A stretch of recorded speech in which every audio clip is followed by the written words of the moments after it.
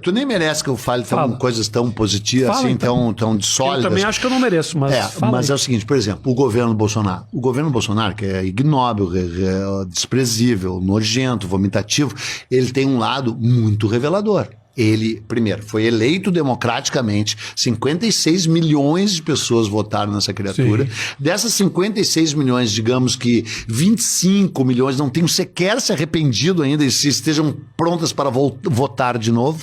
Então, ele que conspurca a própria democracia que o elegeu. Mas ele foi uma escolha democrática completamente reveladora de um lado do Brasil que sempre existiu. Conservador. Sempre. Conservador, evangélico, retrógrado, careta, escroto, tudo possível. Vai ver que será que algum desses caras votou? Pessoal bolsonarista. Quem tem empresa é bolsonarista. O pessoal dono disso aqui é bolsonarista, com certeza. E tu vem e grava com ele. É só ligar a câmera, eles não aparecem, tá tranquilo. Depois ele sai lá 17, tatuado nas costas. Mas eu vou te falar o seguinte, tem muita gente que fala, e aí eu quero saber se você concorda ou não, que talvez a gente esteja vivendo dos piores momentos da história do país. Você concorda? Não, é um desconhecimento brutal. Hoje mesmo eu estava falando, uma amiga minha voltou da Turquia e ficou falando do Erdogan, né? O Erdogan é um presidente da Turquia que está há 18 anos no poder, que é um canalha, um ditador. Ele é muito pior, porque o Bolsonaro é a quintessência da mediocridade, né? Capitão, não chegou nem a general, expulso do exército, a nota mais alta que ele tirou no colégio é 6, até hoje ele é um medíocre, ele é um limitado, ele é um ninguém, né? E então, ele gostaria, eu acho, de ser o pior presidente da história do Brasil, sem saber que o é, e o pior presidente do mundo, mas ele não está nem entre os 10 do mundo, porque tem 10 presidentes piores que ele, alguns deles ele é amigo, e no Brasil, cara, é que as pessoas não sabem nada. Teve um presidente chamado Arthur Bernardes, que está fazendo 100 anos que tomou posse agora, na verdade ele tomou posse, ele foi eleito no dia 10 de março de 1922. E por causa dele, o presidente da época, que teria que cumprir o mandato até novembro, chamava Epitácio Pessoa, Epitácio Pessoa. Não só pensei que tem muitas avenidas para esse nome. Vou falar do Epitácio Pessoa, vocês são ignorantes, vocês não sabem nada. O Epitácio Pessoa era presidente do STF. Presidente do STF. Bom, né? E aí ele diz que sofria de dores lancinantes nas costas, invalidez permanente. Aí se aposentou com o salário top de presidente do STF integral. Não podia fazer mais nada.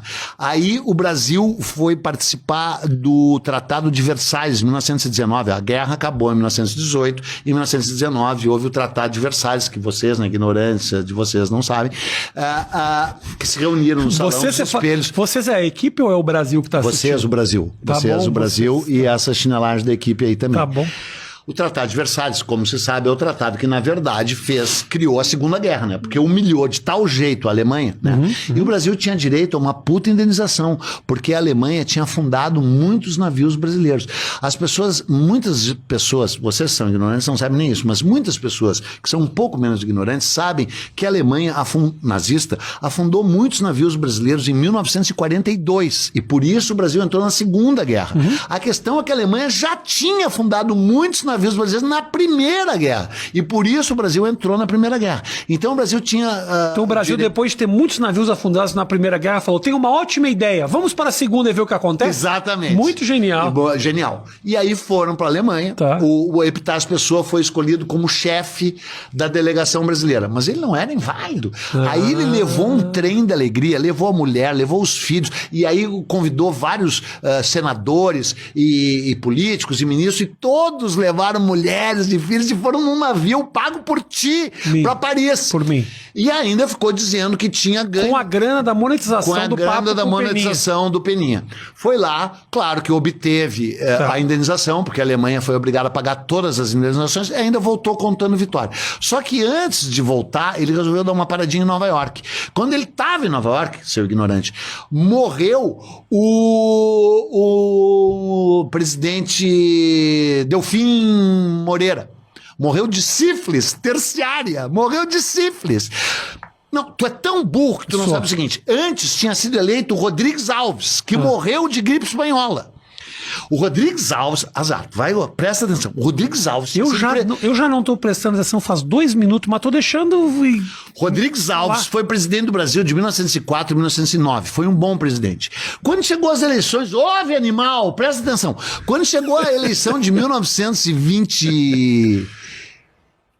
Não, em 1918, não tinha nenhum candidato. Tipo, assim, sabe, esse país de merda, que é completo, não tinha nenhum. Aí, quem sabe o Rodrigues Alves, que já tinha sido presidente em 1904, 15 anos antes, voltou, o Rodrigues Alves foi eleito. Quando ele, antes de tomar posse, morreu de gripe espanhola. Pum. Aí assumiu o vice, que era o Delfim Moreira. O Delfim Moreira assumiu, só que ele tinha sífilis, de tanto comer a mulher. E sífilis terciária. Então ele estava louco, porque além de tudo a sífilis terciária ataca o cérebro. Então ele estava louco, pirado, e aí ele morreu. E aí não tinha presidente. E eles disseram, tem que fazer uma eleição às pressas, e o Epitácio Pessoa estava em Nova York, depois de sair de Paris, tipo de férias. Com as costas doendo. Com as costas doendo. E elegeram ele, sem ele nem saber. Aí ele volta a presidente. Maravilha. E aí passou a dor nas costas. Só que ele acumulou o salário de presidente com o salário de ministro aposentado do STF.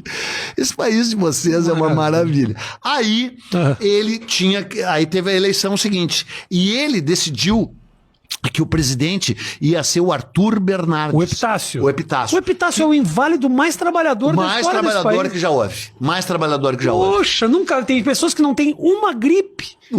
Que não chega perto da quantidade de coisas que ele fez. De conquistas que fora que ele fez, tu, ignorante, também não sabe nada, ele fez a grande exposição de 1922 dos 100 anos da independência. Sim. No dia 7 de setembro de 1922, o Brasil fez 100 anos da sua independência. Semana de 22, não é? A semana de 22 antes. A semana de 22, seu animal foi antes, foi em fevereiro. É o mesmo ano. Que ano ativo, hein? Um ano incrível. Um ano muito incrível. Que ainda teve o tal 18 do Forte. Já vou falar dos 18 do Forte. Todo mundo já desligou essas horas, né? Porque são muito burros, não estão acompanhando. Eu tô preocupado com isso. Enquanto você tá falando, eu tô bem preocupado. Mas vai... Então conduz. Não.